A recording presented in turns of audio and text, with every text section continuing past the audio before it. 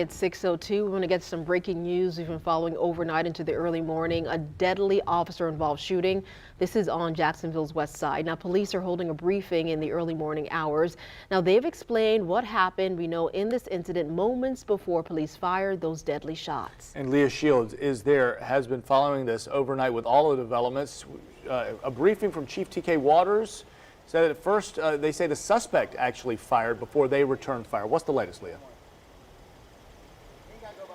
It actually started as a robbery, too, around 2 hours before the shooting even happened. Down the road from where I'm at right now on Normandy Boulevard is where the first call came in for a robbery, and that's where police responded, ending up here at the Westwood Apartments. You can see still somewhat of an active scene. We still have officers here this morning, though I have seen them starting to take down some of the crime scene tape. Of course, we're going on almost 12 hours, 11 hours right now, so it looks like they're starting to clear this scene.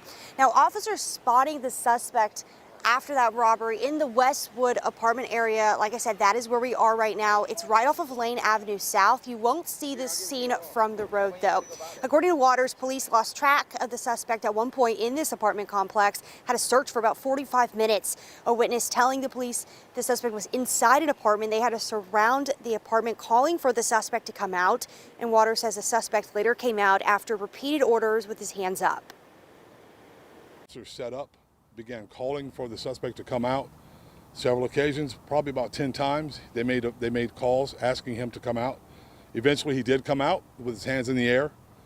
As they began to talk to him and approach him and ask him to come toward them, he continued to pace back and forth, refusing to do that. As they approached close to him, he then ran off once again.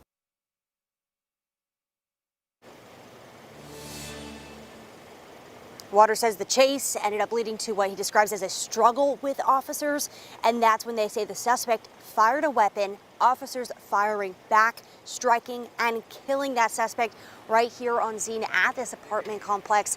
Unclear right now whether the suspect fired his own weapon or whether he got a hold of one of the officers' weapons. We do know both officers involved in this case are uninjured. Leah Shields, First Coast News, on your side.